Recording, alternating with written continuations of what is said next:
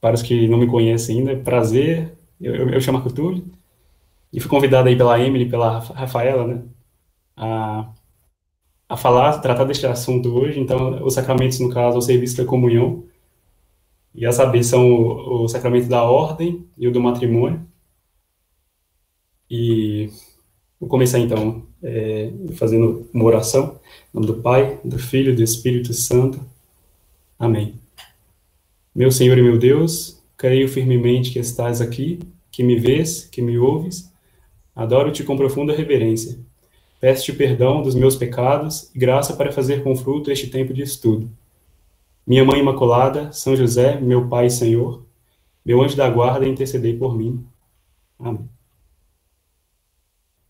Só aproveitando também, hoje os senhores aqui me lembraram, hoje é o dia da última aparição de Nossa Senhora em Fátima, então gostaria de rezar 3 Ave-Marias antes de começarmos, em honra a Nossa Senhora de Fátima.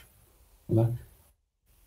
Ave Maria, filha bem-amada do Padre Eterno, Ave Maria, cheia de graça, o Senhor é convosco, bendita sois vós entre as mulheres, e bendito é o fruto do vosso ventre, Jesus.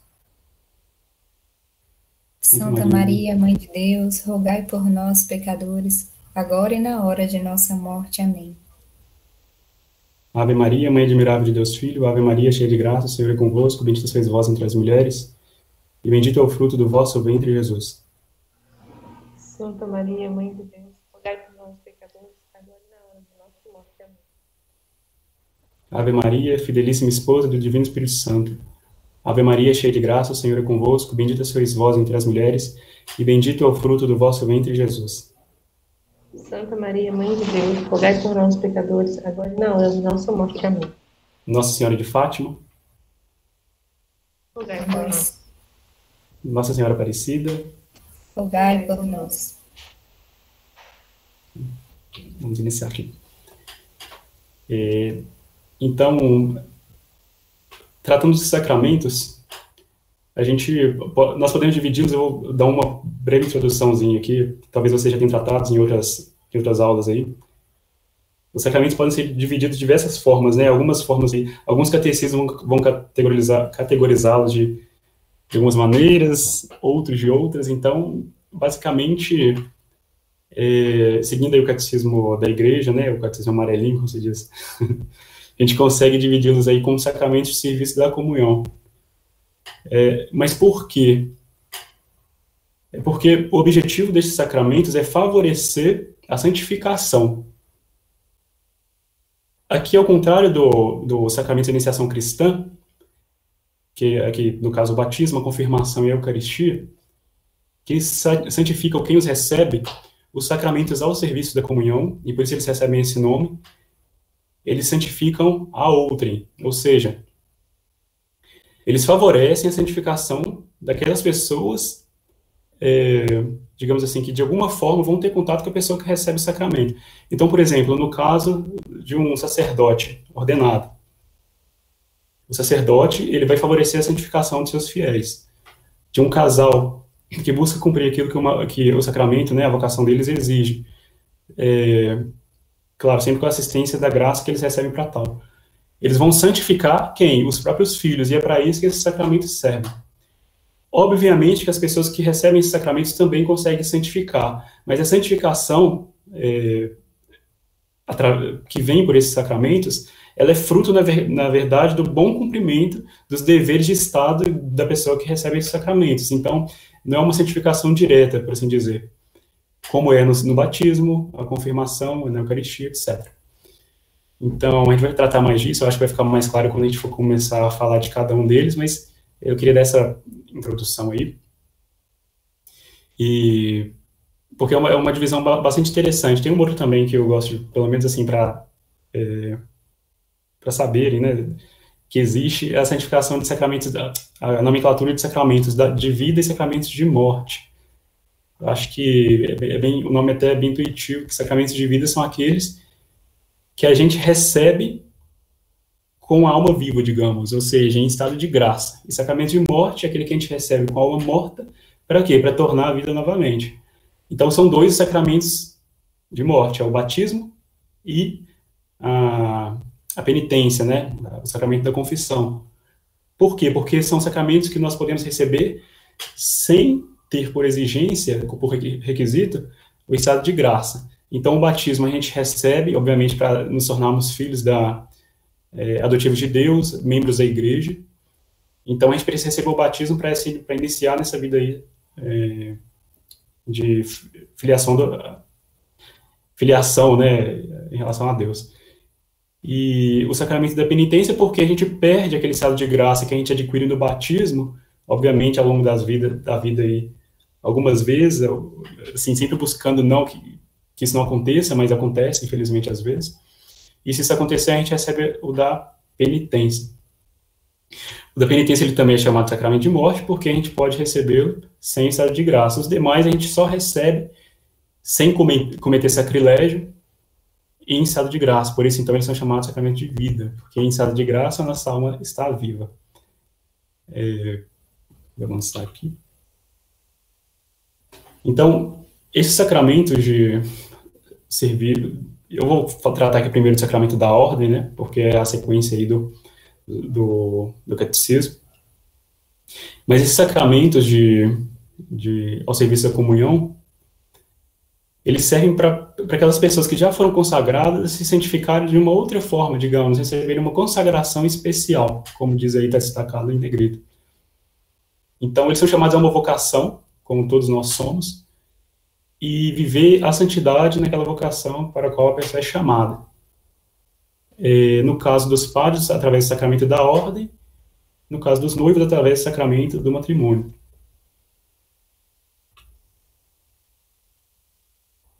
Então, o sacramento da ordem é o sacramento graças ao qual a missão confiada por Cristo aos apóstolos continua a ser exercida na igreja, até o fim dos tempos.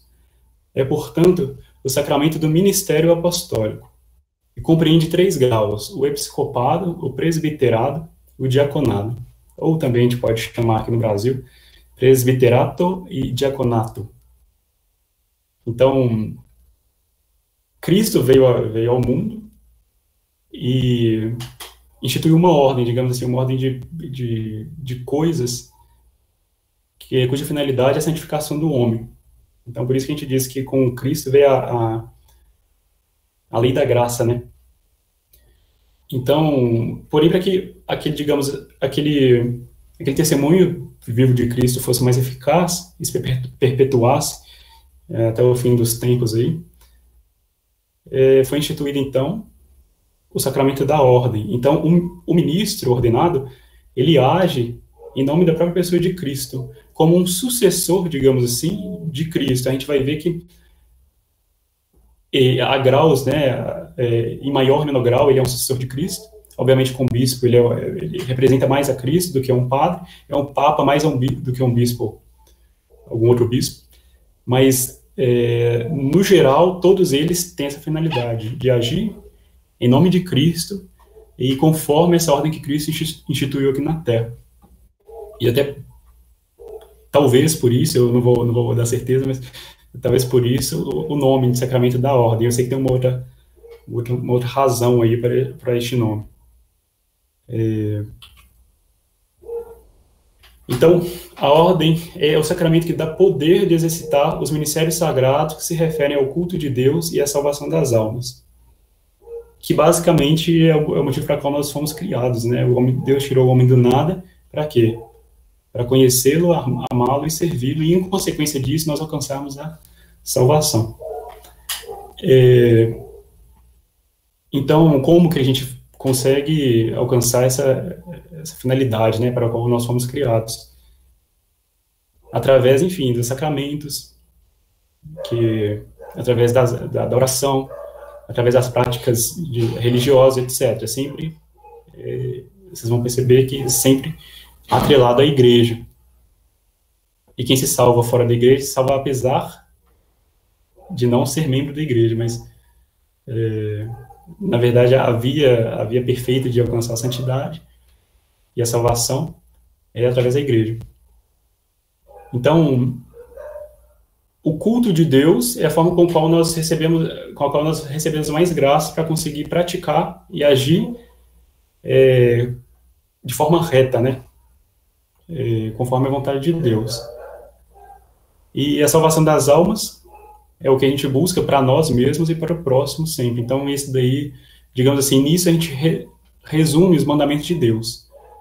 O culto de Deus, amá-lo sobre todas as coisas, é o próximo, a salvação das almas. Eu não sei se todos já conhecem, mas eu acho que hoje, com, digamos assim, o catolicismo sendo bastante divulgado nas redes sociais, eu acho que isso que eu vou falar já é um pouco clichê, mas é sempre bom reforçar que dos 4 amores gregos que a Bíblia, o Novo Testamento fala, o Nosso Senhor fala sempre amar ao próximo como a ti mesmo, etc. Aquele amor que ele se refere é o amor ágape, né? E em última análise, assim, o que é esse amor ágape? Nada mais, nada menos que isso, adorar a Deus verdadeiro e desejar ao próximo a salvação. E é uma coisa intrínseca à outra, né? Então, cultuando o Deus verdadeiro com sinceridade, obviamente, a gente se salva e dando testemunho da nossa salvação, daquela nossa vida de santidade, a gente salva também a outra. Ou seja, a gente consegue espelhar, digamos assim, a luz de Cristo e através desse testemunho de vida a gente consegue a salvação do próximo. Esse poder muda a alma de quem o recebe. Em outras palavras, este sacramento imprime caráter. Então, é aquilo que o Nosso Senhor disse, é sacerdote eternamente, segundo a ordem de Melquisedeque, né? Então, uma vez sacerdote, para sempre sacerdote, mesmo no céu ou no inferno, hein? Então, por isso que se diz que o sacerdócio imprime caráter. Assim como o batismo imprime também, uma vez batizado, não tem dessa, infelizmente isso acontece muito, para a pessoa que se perverte e diz que conheceu Jesus, etc. Aí diz, eu conheci Jesus, e se rebatiza. Isso é gravíssimo, porque uma vez batizado, mesmo, desde que seja batizado, obviamente, que tenha a matéria, que tenha a forma e tenha ali a substância, né? Então, o batismo é verdadeiro, mesmo que tenha sido na seita ali da esquina. Batizou em nome do Pai, do Filho e do Espírito Santo, correu a água sobre a pessoa, está batizada. E a igreja reconhece isso. Então, a pessoa que se rebatiza, ela está negando, digamos assim, esse caráter que é impresso na alma do batismo. E é uma coisa muito séria, que em outros tempos a igreja até já excomungou as pessoas que já praticaram essa, digamos assim, essa perversão, né? Que é de fato uma perversão mesmo. Mas ele imprime caráter. Uma vez batizado no céu e no inferno. Para a glória e para uma glória de Deus, as almas que se salvam e para a maior desgraça das almas que se perdem. A mesma coisa para um sacerdote, mais ainda que para o batizado, porque o sacerdote, além de ser batizado, obviamente, o sacerdote de Cristo, ele vai ser batizado em primeiro lugar. Então, maior é a graça que ele recebe, maior também é, digamos assim, a responsabilidade que ele tem. Ele tem responsabilidade, o sacerdote, por cada alma de cada fiel. Ele de cada um dos tutelados deles ali, né? Ele é um verdadeiro pastor, então ele tem toda a responsabilidade sobre o rebanho. E uma vez sacerdote, como eu disse, no céu ou no inferno, para sempre sacerdote. Por isso que se diz que a pessoa, às vezes, só abrindo um parênteses aí, um sacerdote que às vezes ele é afastado das funções sacerdotais, mas se ele fizer, digamos, vai celebrar uma missa negra, ele se perverteu, chegou a ponto de ir para o lado, digamos assim, do satanismo, digamos, ele, infelizmente, ele vai consagrar, vai transformar o pão em corpo de Nosso Senhor, vai transformar o vinho em sangue de Nosso Senhor, para blasfemar, para cometer sacrilégio, para profanar o corpo e sangue de Nosso Senhor. Mas aquilo ali é verdadeiro e é eficaz. Infelizmente, em alguns casos, mas mesmo no inferno, obviamente, ele não vai celebrar a Santa Missa, isso é impossível, né? Porque no inferno ninguém consegue desejar o bem. Então, só por isso. Mas digamos assim, se não fosse por isso, eles conseguiriam celebrar, porque continuam sendo sacerdotes. Obviamente que é meio absurdo pensar isso, mas assim, só para reforçar, de que uma vez sacerdote, para sempre sacerdote. E este caráter impresso, a alma do ordenado, possui 3 aspectos. Porque assim, é muito fácil falar, o que imprime caráter, tá, mas o que é isso? Um dos aspectos é o dispositivo, ou seja, ele vai possuir a faculdade de participar ativamente do culto cristão, da Santa Missa, né, das liturgias da igreja, etc. Ou seja, ele vai ter o poder de agir em nome de Deus, é aquilo que eu falei. Ele vai agir como o próprio Cristo, ele age na pessoa de Cristo, em persona Christi, né, que a gente diz aí. Então, é um poder de disposição da alma. Então, por isso se chama um poder dispositivo. Tem um poder também, tem um aspecto também distintivo, porque a pessoa vai se distinguir de leigos e de todos aqueles que possuem graus de ordem não hierárquicos. Eu vou primeiro explicar essa parte, depois eu explico essa segunda aí, esse segundo comentário. Mas, por exemplo, tem as ordens menores da igreja, tradicionalmente,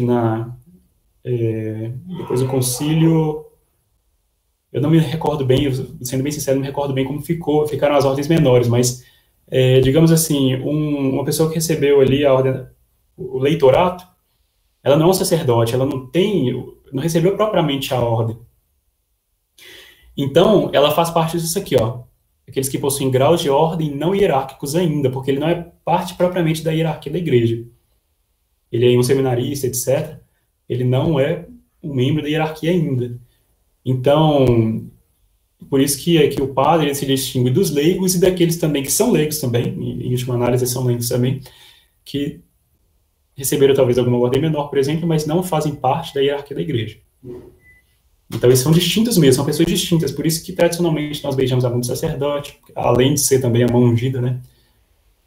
A gente tem a reverência para com o sacerdote, tem todo... Enfim, eu acho que é nítido que o padre se distingue, aliás, não só o padre, mas o padre, o bispo, o diácono, o eparca, etc., nas igrejas orientais, ele se distingue dos demais. E isso é natural, porque o sacerdócio imprime caráter, e um dos aspectos da impressão de caráter é justamente essa, de se distinguir dos demais. E tem esse detalhe aqui que é muito importante, a substância, ou seja, a natureza é alterada também, isso é muito pouco lembrado, mas um sacerdote tem a sua natureza modificada, ele não é só um homem, não tem só a natureza humana, mas ele tem a natureza humana sacerdotal. Então, por isso também, eu disse que uma vez, isso explica bem a questão de imprimir caráter, ela vai ser para sempre aquilo ali, como é a alma de um batizado também, né? A substância é modificada, então ela deixa de ser apenas um homem, mas passa a ser um homem batizado, no caso do batismo, e um homem sacerdote de Cristo, no caso da ordem. Vale fazer um outro parênteses aqui também, isso acontece também, é curioso, com os objetos. Um objeto, por exemplo, um terço, a natureza dele, a substância dele é o quê? De terço. Mas um terço bento, abençoado, ele passa a ser um terço abençoado, a natureza dele muda também. Às vezes pode não fazer muita diferença, mas, por exemplo, um anjo, que é um ser puramente espiritual, ele vê as coisas na substância, na sua natureza, ele não vê as coisas na matéria, né, com sinais sensíveis, etc. Então, o que ele vê ali? Ele não vê meramente um terço, ele não vê meramente um homem, ele vê um homem sacerdote, ele vê um terço abençoado, ou uma água, ele não vê apenas a substância da água, ele vê na água benta uma água abençoada, uma água benta. Então, é bem importante esse aspecto aqui. Eu abri parênteses aqui para as coisas, para os sacramentais, mas no sacramento da ordem é bom a gente ter isso em mente, levar isso em conta. Outro aspecto também é o aspecto obrigativo. Assim, distribuir os bens da salvação que Cristo instituiu, principalmente os sacramentos, e levar uma vida pura e exemplar. Cristo, obviamente, ele criou a sucessão apostólica, instituiu a sucessão apostólica, para que não morresse com ele ali todos aqueles bens de salvação que ele veio trazer para a humanidade. Quando ele morreu na cruz, etc. E por toda a vida dele também, né? A vida evangélica de Cristo. Então, o sacerdote, ele carrega em si, carrega consigo, esses bens, que tem que ser o quê? Distribuídos. Por isso que o sacerdócio, bem como o sacramento do matrimônio, que a gente vai falar daqui a pouco, ele não é um sacramento para o sacerdote, ele é um sacramento para os fiéis. E como eu disse, reforçando, a pessoa consegue se salvar, mas ela se salva, se santifica como sacerdote, agindo conforme aquilo que Deus espera dela enquanto sacerdote. Os pais, a mesma coisa, eles se santificam no matrimônio se eles buscam o quê? A santidade dos filhos. Se os pais não buscam a santidade dos filhos, então eles jamais vão poder se santificar. Porque o objetivo primeiro, aliás, o objetivo para o qual o matrimônio foi instituído e o objetivo para o qual a ordem foi instituída é o quê? A santificação dos filhos e dos fiéis, respectivamente. Então, Se a pessoa não consegue cumprir, ela tem essa vocação, ela não consegue, ela, digamos, burla essa etapa, então ela nunca vai conseguir se santificar naquele estado de vida. E aqui, obviamente, um detalhe que ele tem a obrigação, um sacerdote tem a obrigação, todos nós temos, né, mas é mais imperativo no caso de um sacerdote, no caso de um ministro ordenado, ou não necessariamente sacerdote, mas um diácono, por exemplo, de levar uma vida pura e exemplar, porque eles são ali o espelho da igreja, né, eles dão testemunho, eles são um padre, por exemplo, que coloca a batina, ele tem uma responsabilidade tremenda.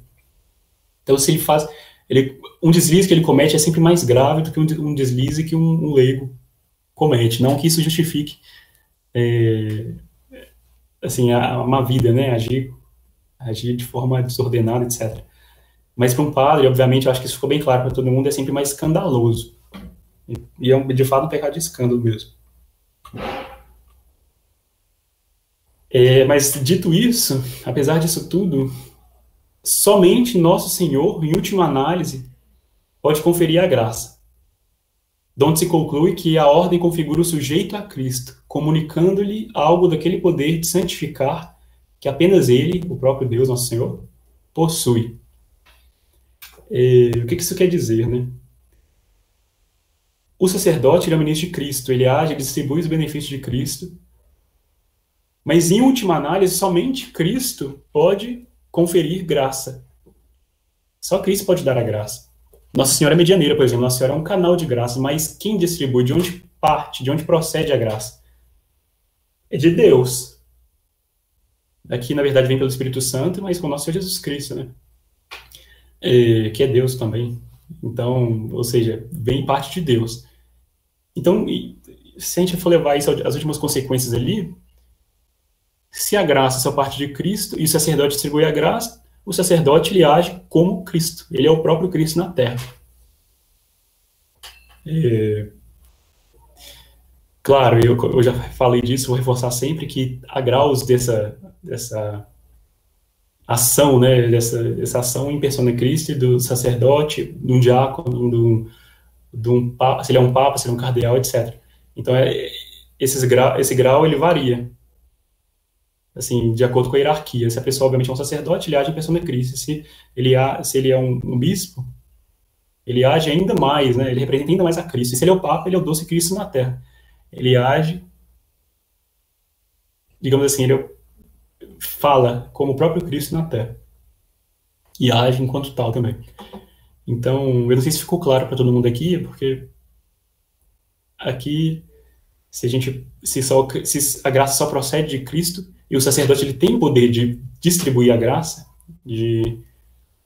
digamos assim, ele confere graça também, mas ele confere graça por quê? Porque ele age na pessoa de Cristo. Então, enquanto agente da pessoa de Cristo, ele é o próprio Cristo. Quando, por exemplo, no Calvário, nosso Senhor Jesus Cristo, ele foi a vítima, o altar e o sacerdote. Ele foi assim, as 3 coisas ao mesmo tempo. A vítima, o sacerdote e o altar. O sacerdote também, na Santa Missa, é a mesma coisa. Ele age, Cristo é ali o sacerdote, Cristo é o altar e Cristo é a vítima.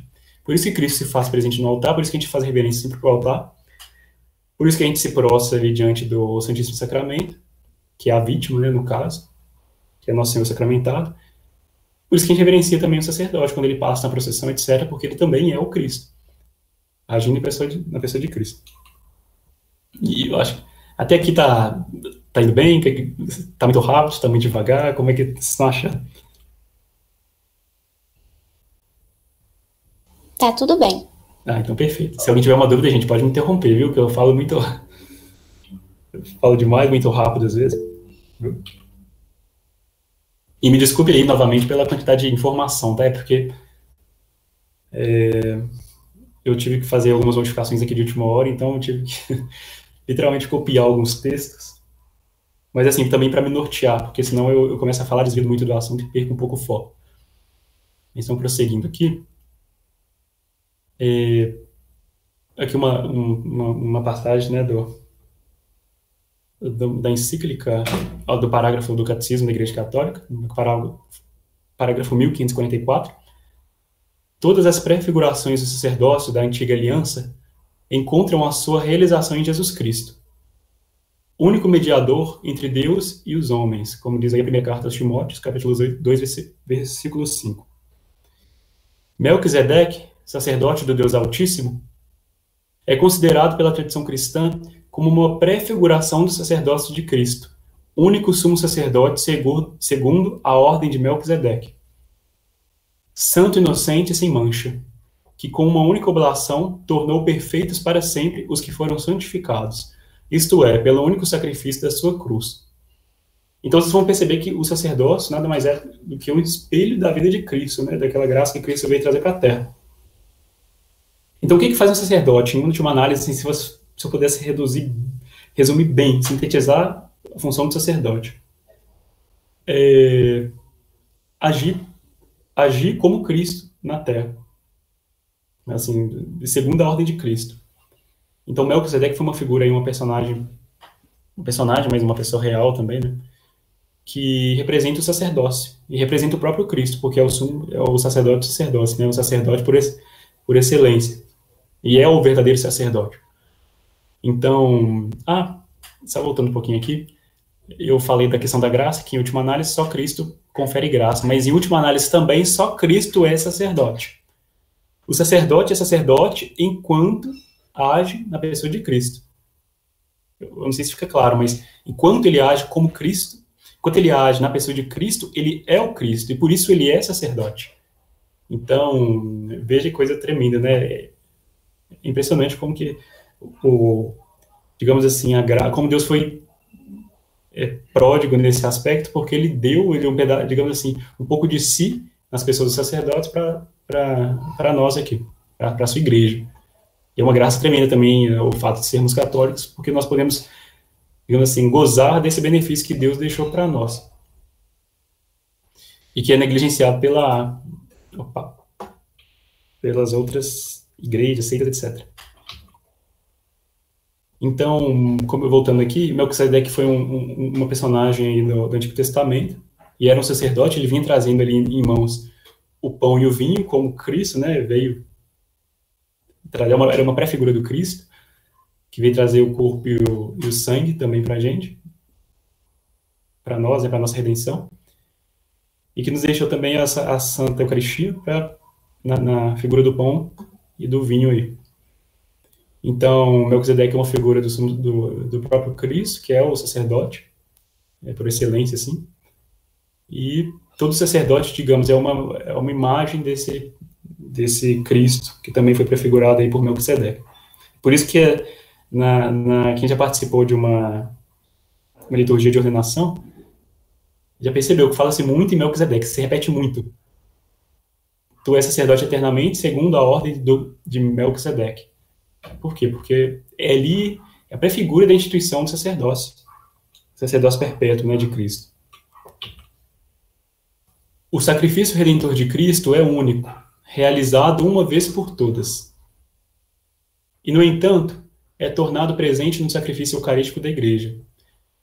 O mesmo se diga do sacerdócio único de Cristo, que é tornado presente pelo sacerdócio ministerial, sem diminuição da unicidade do sacerdócio de Cristo. E por isso, só Cristo é verdadeiro sacerdote, sendo os outros os seus ministros. E aqui é mais ou menos falando daquilo que eu já falei e chegando a uma outra conclusão. Por isso que ele é chamado ministro. Aliás, é um erro bem comum hoje a gente nos referimos aos ministros da Sagrada Comunhão como ministros da Eucaristia. Isso não é bem assim, porque o ministro da Eucaristia é o sacerdote. Ele é o ministro da Eucaristia. Quem vai ministrar a Eucaristia propriamente é o sacerdote. E só ele é quem tem as mãos ungidas que podem ministrar propriamente. Então, não, e nem o diácono, hein? Só o presbítero e o episcopos, né? Ou seja, o bispo. Então, o ministro, o sacerdote, ele nada mais é do que o ministro do sacerdócio de Cristo. Então, por isso que eu disse, ele é sacerdote enquanto age na pessoa de Cristo. Ele é um ministro do Cristo. Conforme aí ensina o parágrafo 1545 do Catecismo, né? Aqui, o Sacrosanto Concílio de Trento ensina que, sendo manifesto pelo testemunho da Escritura, pela tradição apostólica e pela pelo unânime consenso dos padres, que pela sagrada ordenação, ministrada com palavras e sinais exteriores, se confere a graça, ninguém deve duvidar que a ordem seja verdadeira e propriamente um dos 7 sacramentos da Santa Igreja. O apóstolo é quem o diz: admoesto-te a que ressuscites a graça que está em ti pela imposição das minhas mãos, pois Deus não nos concedeu o espírito de temor, mas de virtude, de amor e sobriedade. Isso foi tirado da segunda carta de São Paulo aos Timóteos, né? E também de um trecho da primeira carta aos Timóteos. Isso daí, esse trecho foi tirado dos documentos, e está no catecismo aí da Igreja Católica, mas esse trecho do concílio propriamente está na seção 23, capítulo 3, e artigo 959. Então, isso daqui sobretudo nos dias de hoje, né, que tem todo tipo de erro sendo promovido, e muita gente questiona, coloca em xeque a questão do sacerdócio, sobretudo no meio protestante, etc., das falsas igrejas aí que se ditas católicas, como a igreja brasileira, igreja carismática, igreja isso e aquilo, aquelas igrejas que não são como com Roma, que se dizem católicas, mas que são embuches, eles definem muito isso, que a ordem não é um dos 7 sacramentos, então que não existe essa questão do sacerdócio perpétuo. Cristo, o sacerdote, ele é sacerdócio como um sacerdote pagão, não existe aquele sacerdote cristão, aquele entendimento de sacerdócio cristão, como nós entendemos, como a igreja ensina, de forma infalível, né? Então é sempre bom reafirmar isso aqui, que está até destacado em negrito aí, que ninguém deve duvidar que a ordem seja verdadeira e propriamente um dos 7 sacramentos da igreja.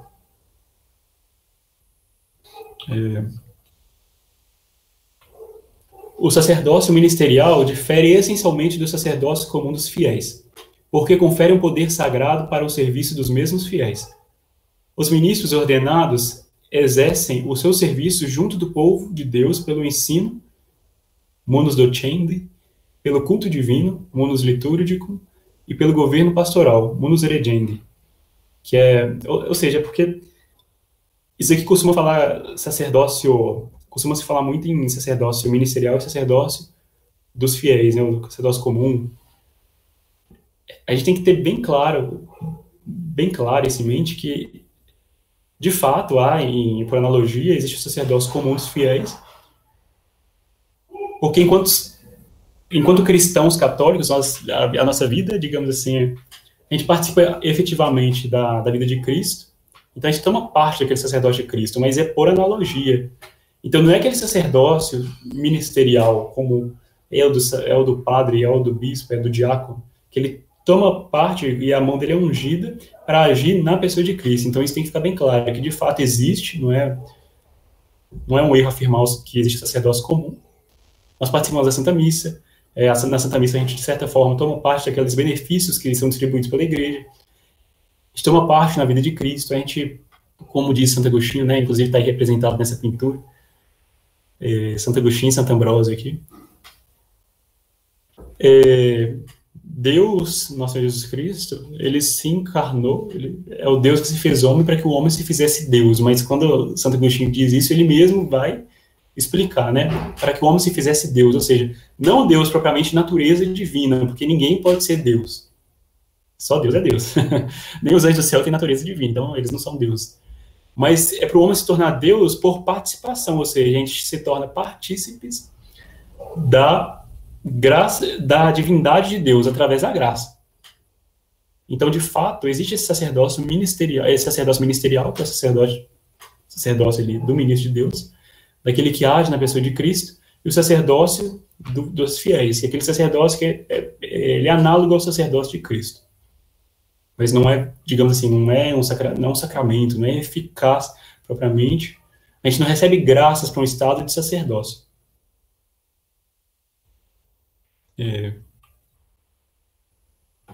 Desde as origens, o ministério da ordenação foi conferido e exercido em 3 graus: o dos bispos, o dos presbíteros e dos diáconos. Os ministérios conferidos pela ordenação são insubstituíveis na estrutura orgânica da Igreja. Sem bispo, presbíteros e diáconos não pode falar-se de Igreja. Então, isso daí, a verdadeira hierarquia da Igreja, de forma resumida, é isso daí: bispo, presbíteros e diáconos. Então, todos eles ordenados. Se tiver digamos assim, acabou, não tem mais fiel, só tem, digamos, um presbítero na face da terra, e ainda tem igreja de pé. Então, sempre foi assim. Esses três sempre foram os graus dos ministros ordenados.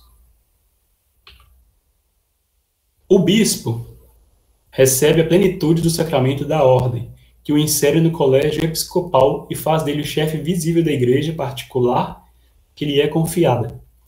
Os bispos, enquanto sucessores dos apóstolos, é membro do colégio. Tem parte na responsabilidade apostólica e na missão de toda a igreja, sob a autoridade do Papa, sucessor de São Pedro. Então, na verdade, quem é propriamente sucessor dos apóstolos é o bispo. O padre, ele é um agente do bispo, digamos assim, o bispo age como sucessor apostólico e o padre age como o ministro do bispo. Então, por isso que o bispo é o chefe local, o bispo é o chefe da igreja local. Então, tudo que o padre faz, ele tem que fazer sob a égide ali do bispo, né? Nada ele pode fazer sem um bispo. E aqui na imagem tem até ilustrei aí para mostrar o episcopado. Não apenas bispo, mas um papa, né? São Gregório Magno, que foi santo, papa, santo doutor da igreja e papa. Então, é uma pessoa muito importante. Santo Agostinho só não se comparou a ele, porque Santo Agostinho foi doutor, foi santo, foi bispo, não chegou a ser papa. São Gregório foi os três. Foi os quatro, aliás, né? Além de bispo, santo e doutor, foi papa.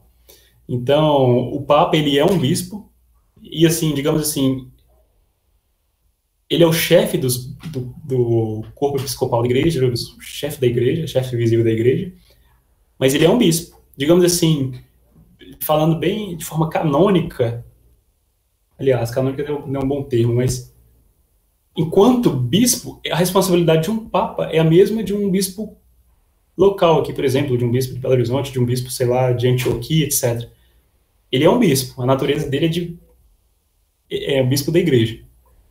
Só que o papa, ele tem um destaque, ele tem digamos, um diferencial, porque ele é o chefe do corpo episcopal da igreja, ele é o chefe da igreja. Mas ele é um bispo. Então, por isso que eu escolhi até para ilustrar aí São Gregório Magno, que foi bispo, mas foi também papa. Então, isso aqui é bem importante. Ó. Um bispo, ele tem responsabilidade, aliás, ele tem uma parte na responsabilidade apostólica e na missão de toda a igreja. Então, se um padre ele tem a responsabilidade, o dever de cuidar das almas dos fiéis, mais ainda tem um bispo. O bispo tem responsabilidade por cada alma de seus fiéis. Então, imagina a responsabilidade de um bispo. Inclusive, na história da igreja, não foram poucas as vezes em que aconteceu de a pessoa recusar o título de bispo. Por quê? Porque é uma responsabilidade enorme. Você tem que buscar realmente a santidade e buscar a santificação através dessa graça, desse estado de vida, né? Que é uma tremenda responsabilidade. Eu tenho uma dúvida, rapidão. Pode falar. É porque você falou aí sobre isso de a pessoa recusar ser bispo. Mas ela que pode escolher? Tipo assim, ela não Pode. Na igreja, nenhum dos sacramentos ele pode ser... A igreja não obriga nenhum dos sacramentos, né? Ela deseja, obviamente, que todos eles sejam recebidos, mas sejam recebidos com consentimento. Por isso que o batismo, até me perdoe se eu não falei isso antes, mas é bom nós falarmos disso aqui, que o batismo, por exemplo, eu não posso chegar, não sei, eu tenho uma pessoa ali conhecida, criança, um bebê, os pais não querem batizá-la, eu vou pegá-la ali escondido e batizá-la. Eu não posso fazer isso, porque a igreja não quer isso. A igreja não quer que todos se salvem, mas ela não quer que seja uma coisa, digamos assim, forçada, sabe? Então, no caso do sacramento da ordem, é a mesma coisa. O bispo, ele pode se recusar a ser bispo, já aconteceu várias vezes, muitas vezes mesmo, vocês não fazem ideia. Um bispo que tem verdadeira consciência da responsabilidade. Aliás, um sacerdote que é chamado, é convidado a ser bispo. E sempre, tá, gente, tem que passar pelo aval do Papa. Uma sagração depende sempre da chancela de Roma. Então, ele é convidado a ser bispo. Santo Agostinho, por exemplo, ele foi convidado. Inclusive, foi por aclamação, na época dele as coisas eram um pouco diferentes, foi por aclamação popular. Quem diria, né? Ele era muito jovem, muito recém-convertido, tinha sido ordenado muito recente e se tornou bispo muito rápido. Mas por quê? Porque na época, por necessidade, devido ao grau de santidade que ele atingiu e que era visível, saltava aos olhos, ele foi convidado e aceitou. Mas é uma responsabilidade imensa que muitos, por humildade, se tiver realmente noção da responsabilidade, que é o sacramento a sagração episcopal, ela pode recusar perfeitamente e deve fazê-lo quando for a situação exigir, né? Se a pessoa não tem condições, ela de fato tem que recusar mesmo. É claro? Obrigada, que legal de saber Por disso. nada. Infelizmente, isso falta às vezes hoje, né? Infelizmente, essa humildade, essa noção dessa grandeza da responsabilidade, falta hoje, infelizmente, é lamentável, mas infelizmente muita gente não tem noção disso, não. Inclusive, é uma coisa terrível que, por exemplo, São João Crisóstomo, eu não sei se alguém já teve aí a oportunidade de ler as obras dele, ele fala muito sobre isso, né? Sobre a missão do sacerdócio, do bispo, etc. E também a responsabilidade, assim, ele fala com frases duríssimas sobre o castigo que é dado àqueles que recebem isso, né, essa graça tremenda, e agem mal. Inclusive tem uma frase famosa aí dele que fala o chão do inferno é pavimentado com crânios de bispos, e os maus sacerdotes são os luzeiros que incendeiam o caminho, ou que alumiam o caminho. Para vocês terem uma ideia, um santo, bispo da igreja, inclusive, dizendo essas coisas, porque, de fato, é a doutrina comum da igreja que, digamos assim, o inferno tem graus, né, de tormentos, e o maior de todos os tormentos é conferido àqueles que receberam essa missão, se tornaram bispos, padres, etc., e usaram mal desse chamado. Então, de fato, mais do que dos demais fiéis católicos, mais que dos judeus, mais que dos pagãos, mais dos que levam vida imoral, os maiores tormentos do inferno, digamos assim, mais baixo do abismo do inferno, é reservado à hierarquia apóstata da igreja. Quem já leu São João Crisóstomo daquele jeito bem direto dele, acho que ficou um pouco assustado, porque, de fato, é uma responsabilidade que muita gente deveria meditar hoje. Os presbíteros, então, né? Eles estão unidos ao bispo na dignidade sacerdotal e, ao mesmo tempo, dependem deles no exercício das suas funções pastorais. São chamados a ser os cooperadores providentes dos bispos. Aí, tá vendo? Isso diz muito aquilo que eu falei. Eles são cooperadores providentes dos bispos, ou seja, eles providenciam aquilo, eles chegam nos lugares em que os bispos não conseguem chegar, às vezes. Então, mas eles agem sempre na pessoa do bispo. Entendeu? Eles formam, eu escrevi aqui, teve um erro de português aqui, formam em volta do seu bispo o presbitério, que assume com ele a responsabilidade da igreja particular. Os presbíteros recebem do bispo o encargo de uma comunidade paroquial ou de uma função eclesial determinada. Então, tudo que acontece sobre uma determinada região, uma diocese, ou às vezes uma eparquia, alguma coisa assim,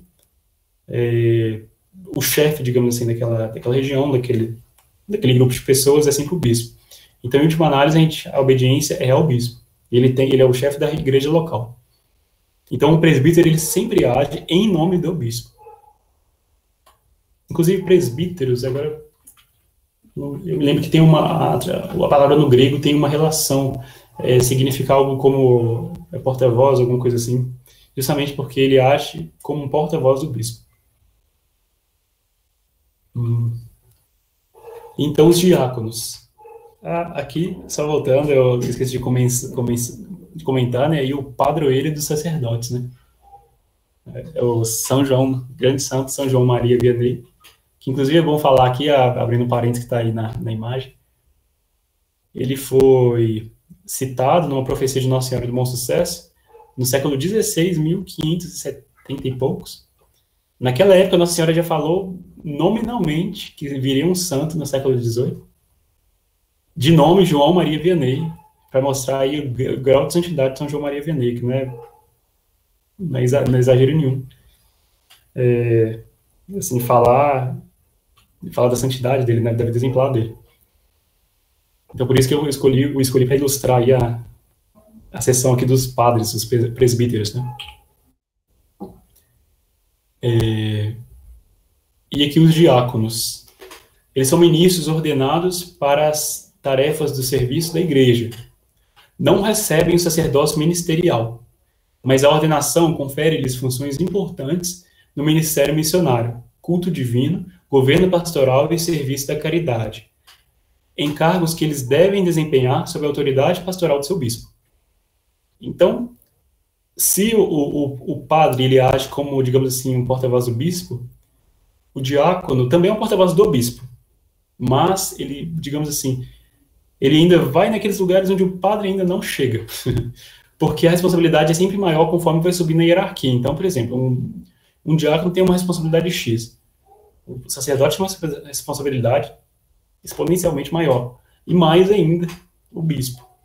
Então, o diácono, justamente por, digamos, ser mais acessível, ele às vezes se faz muitas vezes necessário. Hoje em dia até eu acho até pouco comum, né? Na igreja tem poucos diáconos, assim, relativamente poucos. É difícil ver uma missa com diácono.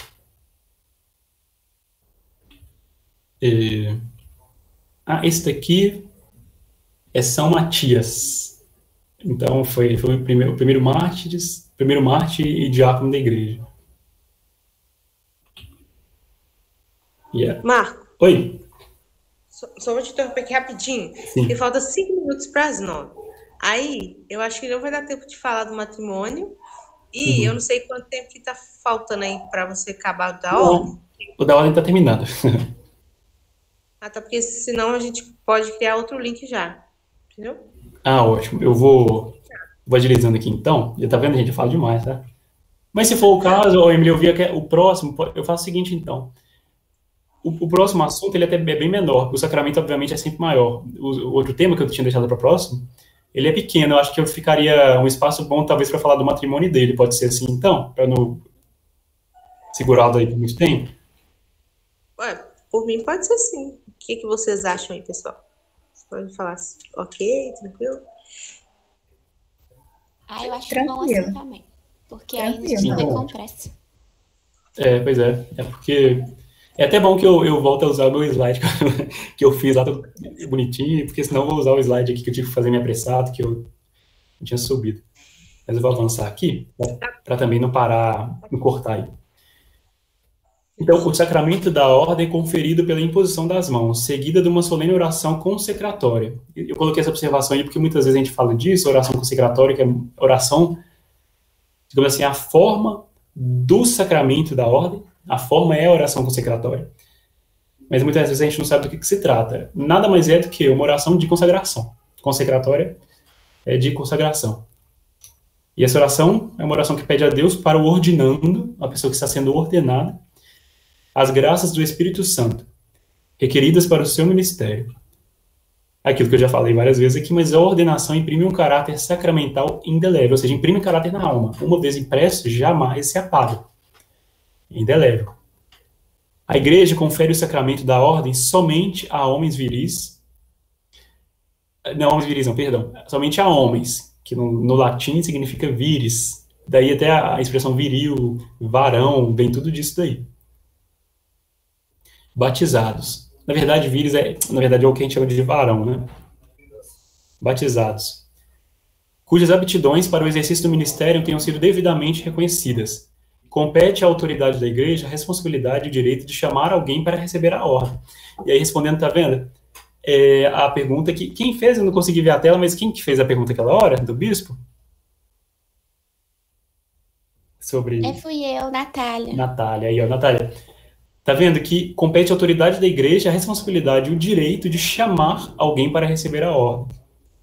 Então, de fato, digamos assim, a forma excelente, como foi na história da igreja, às vezes nem sempre é possível, mas seria a forma ideal, a pessoa é convidada, um padre acompanha, por exemplo, um menino ali que está assistindo a missa, primeiro ele vai tendo interesse na assistência da Santa Missa, como coroinha, como acólito, como, enfim, o padre percebe aquilo e ele o convida para para fazer parte de um seminário menor, mas é sempre, a forma mais perfeita é através de um convite, uma pessoa que já Uma autoridade da igreja percebe aquela vocação e chama. Não é uma coisa como mensagem que vem do céu. Às vezes a gente imagina, né, a gente romantiza demais o chamamento vocacional aí, mas não é bem assim. Mas, de fato, tem um agente, sim, da graça de Deus aí, do chamado, que às vezes é um padre, às vezes é um familiar, etc. Mas é bom que alguém chame para despertar naquela pessoa, pelo menos chamar pelo menos a discernir sobre a vocação de vida dela. Ao estado de vida dela, aliás. Mas é sempre chamado alguém. Para o bispo, a mesma coisa. Um padre que se destaca, enfim, alguém da igreja que tem, digamos assim, um destaque. Ele deveria ser convidado para ser bispo. Ok? Na igreja latina, o sacramento da ordem para o presbiterato, normalmente apenas é conferido a candidatos decididos a abraçar livremente o celibato e que manifestem publicamente a sua vontade de o guardar por amor do reino de Deus e do serviço dos homens. Eu acho que isso aqui para a gente é muito claro, né, que o padre na igreja latina, ele tem que ser adepto do celibato. Em casos muito, muito, muito específicos, muito extraordinários mesmo, a igreja abre exceção. Mas é muito, muito específico. É até muito raro. Na igreja oriental é um pouquinho diferente, mas também lá eles têm... A igreja oriental, em comunhão com Roma, ainda assim se preza muito pelo celibato. É muito difícil também os padres que são recebidos já como família. E aqui pertence aos bispos o direito de conferir o sacramento da ordem nos seus 3 graus. Ou seja, aqui é a última slide, tá?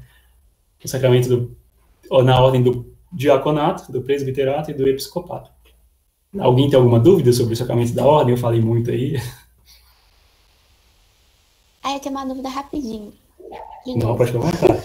É porque as pessoas sempre me perguntam, eu acho que eu sei a resposta, mas eu queria confirmar isso. Por que, por exemplo, só tem homens para ser padre? Por que, por exemplo, não tem mulher?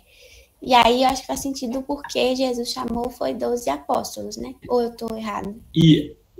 Não, tá perfeitamente certo. Inclusive, o catecismo, não sei se vocês estão com ele aí, mas ele fala disso, né? Porque Nosso Senhor escolheu 12 apóstolos e eles eram homens.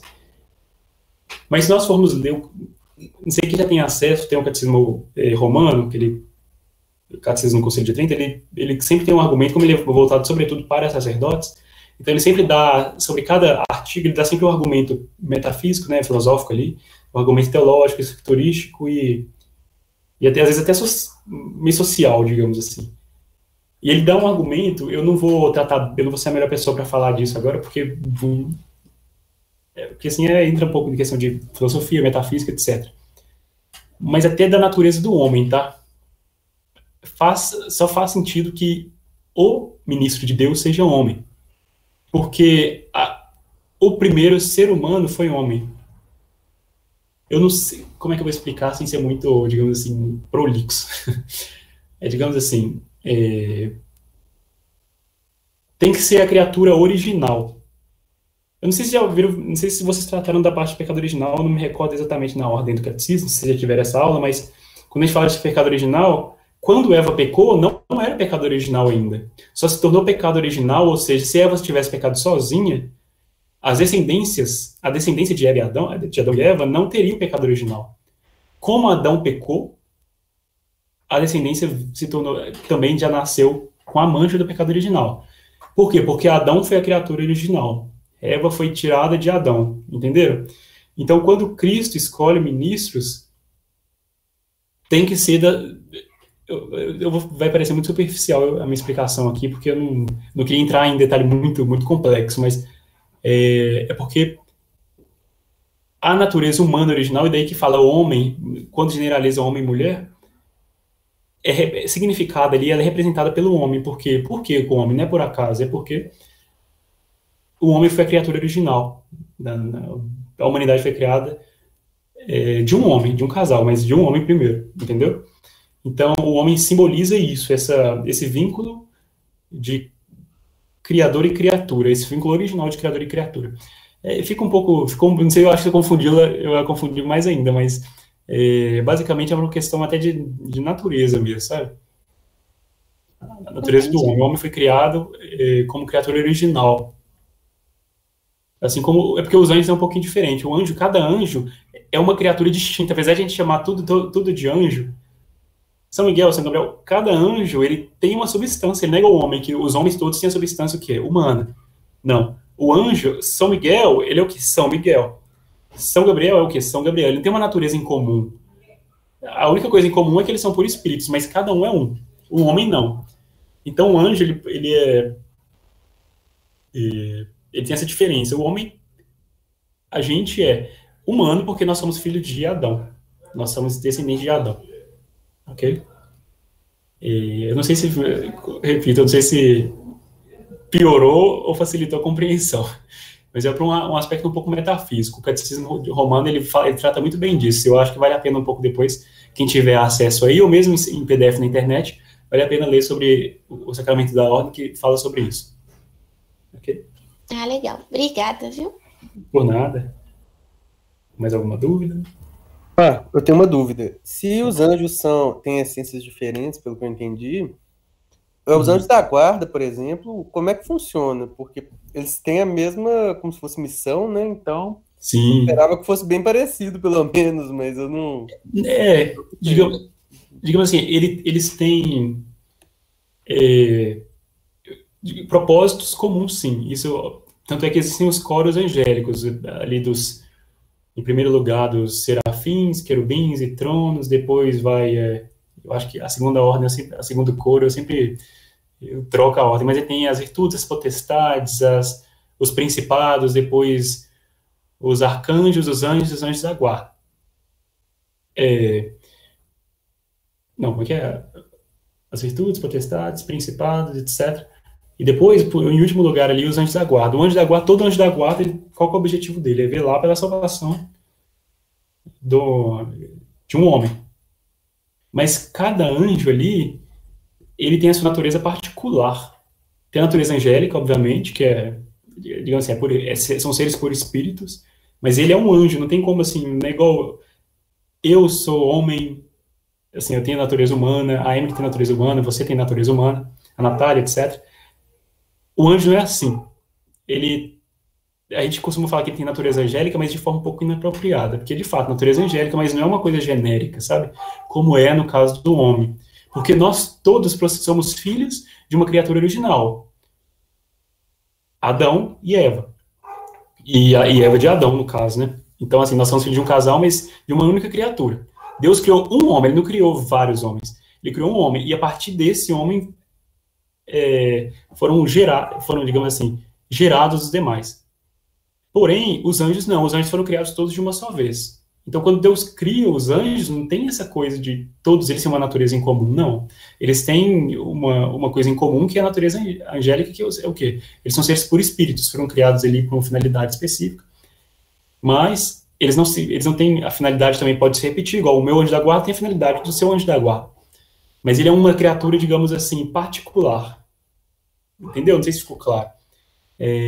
Como um serafim, ele tem a mesma finalidade, ele tem o mesmo propósito, ele foi criado com o mesmo propósito que o serafim. Um querubim para o mesmo propósito que o querubim. Inclusive, Lúcifer era um querubim, né? Ele era um anjo, o objetivo do querubim é o conhecimento de Deus.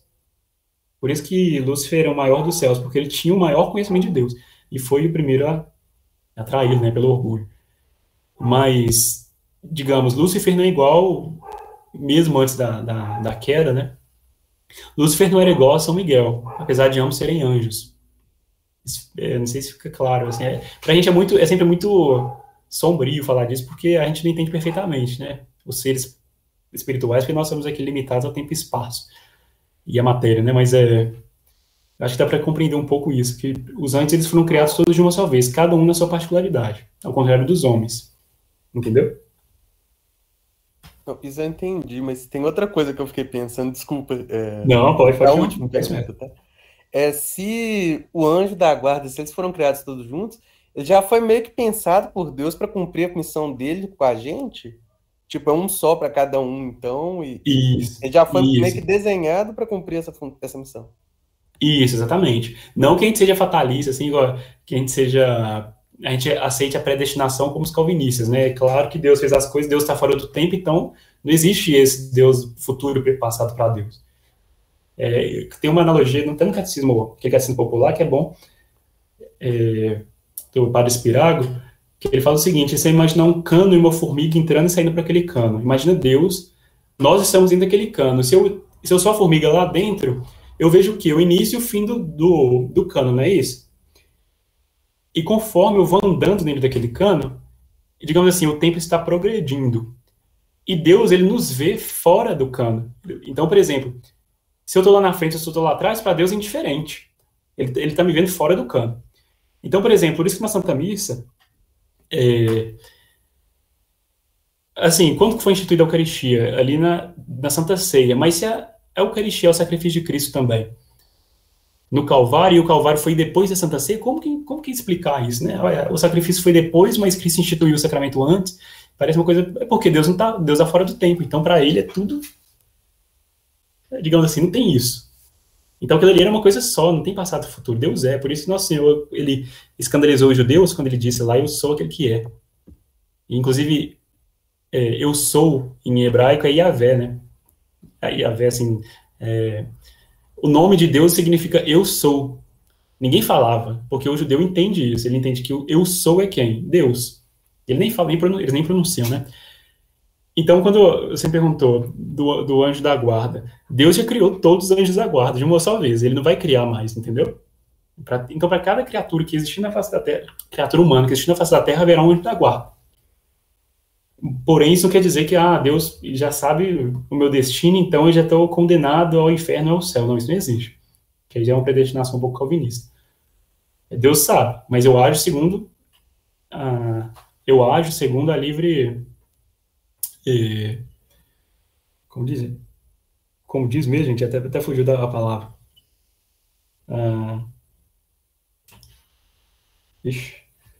Mas enfim, digamos assim, Deus me dá a liberdade, no real sentido da palavra, de agir para o bem. Na verdade, liberdade propriamente é a escolha entre o bem maior ou o menor.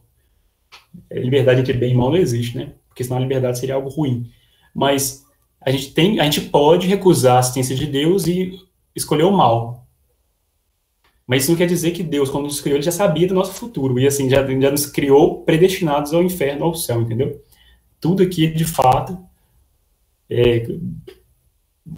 diz respeito, assim, na verdade, a nossa vida, se a gente se salva, se a gente se perde, só vai depender de como a gente correspondeu ou não à graça.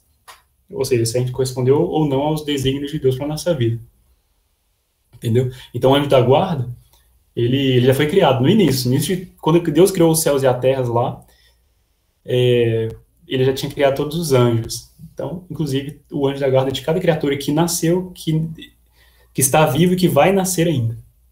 Desde agora até a eternidade, até o fim dos tempos aí. Certo? Deu para entender? Deu para entender, sim. Tipo, é porque é muito interessante. Porque vai além da nossa compreensão. Quando a gente para pensar, tem muita dúvida que surge, né? Não, de fato. Inclusive, eu não vou mentir, não, tá? São Tomás de Aquino, ele foi tratado da predestinação católica. Então, é por isso que eu falei um pouco de predestinação, porque vai esbarrar nesse assunto. E não é muito fácil, porque de fato é muito fácil, não é que é difícil, mas é muito fácil de se confundir, a gente imaginar. Se a gente pensa, olha, mas se Deus já sabe quem vai se salvar e quem não vai se salvar, ele já tem o número dos eleitos no final dos tempos. Isso é óbvio, porque ele é Deus, ele sabe de tudo. Nada escapa aos olhos de Deus, né? E ele está fora do tempo, é muito fácil a gente cair naquela tentação de imaginar o seguinte: não, então não adianta eu fazer nada, quem está salvo já está salvo, quem já está predestinado para se perder, entendeu? A gente quer naquela moleza de falar, não, eu justificar a minha má vida por causa da predestinação, que é como fizeram os protestantes calvinistas. Eles acreditam nisso. Então começam a criar uma série de barbaridades aí, por exemplo, acreditar que o pobre, ele é danado, porque se existe predestinado e existe predestinado para o céu e para o inferno, então Deus daria sinais da predestinação, da eleição, perdão. Então, um dos sinais que os calvinistas adotaram aí foi a prosperidade na terra, ou seja, o rico, ele é próspero por quê? Porque ele é predestinado. A prosperidade é um indício da predestinação para o céu. E isso é absurdo, Deus fez exatamente o contrário, né? Então, por isso que começou a se desdobrar em um monte de coisa, a chegar em teologia da prosperidade, essas coisas todas que a gente tem hoje, mas a gente tem que entender o seguinte: a predestinação católica, ela é predestinação para o céu. A igreja diz quem vai para o céu, mas não diz quem está no inferno. Então ninguém sabe. A gente não, assim, a gente tem indícios, mas, por exemplo, eu falar, Lúcifer está no inferno, a igreja nunca vai proclamar que que Judas está no inferno. Apesar de ser, assim, a gente tem quase certeza, mas a igreja nunca vai proclamar isso, entendeu? Porque ela não diz quem está no inferno. Então a predestinação é nesse sentido. Assim, Deus já criou sabendo exatamente quantas pessoas existiriam na Terra, quantos fios de cabelo cada pessoa teria, e quantos seriam os anjos da guarda para cada pessoa. Mas isso não quer dizer que a nossa, digamos assim, o nosso destino já está escrito, assim, depende só. A gente não tem que corresponder à graça para se salvar, porque senão a gente está fazendo, assim, digamos, um esforço inútil, né? Sendo que, digamos assim, já haveria um número de eleitos ali no final das contas, então eu não preciso fazer nada, porque eu já estou salvo, já estou danado, entendeu? A gente tem que tomar só esse cuidado para não deslizar aí e cometer esse equívoco. Tem mais alguma dúvida? Alguém mais quer perguntar outros assuntos também? Às vezes eu pulei alguns pré-requisitos aí para entrar no sacramento da ordem do matrimônio. Se alguém quiser perguntar, pode ficar à vontade, viu, pessoal?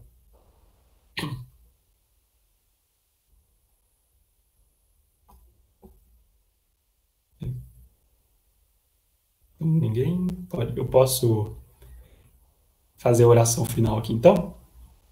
Eu queria agradecer, porque a aula foi muito boa, viu? Muito obrigado. Eu que agradeço aí pelo convite novamente, pela paciência, tá? E se Deus quiser, semana que vem estaremos aí. Eu vou tentar ser mais objetivo um pouquinho, porque eu acho que copiando assim os textos do catecismo, às vezes fica um pouco redundante, que o catecismo quer ser bem enfático. E eu falo, volto, às vezes assim, por questão de explicação, eu tenho que antecipar uma coisa que vai ser tratada logo à frente. Então, eu vou tomar um cuidado maior para não ficar repetindo muito, sabe? Mas, assim, se vocês tiverem dúvidas, pode ficar à vontade. Agora, na próxima aula também. Mas, se ninguém tem dúvida por enquanto, vou fazer a oração final aqui e agradeço aí novamente a paciência de todo mundo. Certo? Só ver aqui. Vou pular aqui. Em nome do Pai, do Filho e do Espírito Santo. Amém. Dou-te graças, meu Deus, pelos bons propósitos, afetos e inspirações que me comunicastes neste estudo. Peço-te ajuda para os pôr em prática. Minha Mãe Imaculada, São José, meu Pai e Senhor, meu anjo da guarda, intercedei por mim. Vou fazer mais uma oração aqui no final. Novamente, hoje é um dia importante aí, né? Como eu disse, a aparição de Nossa Senhora de Fátima. Vou rezar, então, novamente mais 3 Ave Marias.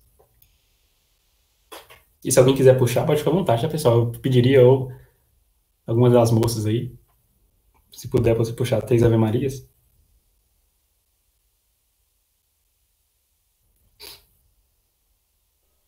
Ave Maria, cheia de graça, o Senhor é convosco. Bendita sois vós entre as mulheres, bendito é o fruto do vosso ventre, Jesus. Santa Maria, Mãe de Deus, rogai por nós, pecadores, agora e na hora de nossa morte. Amém. Ave Maria, cheia de graça, o Senhor é convosco.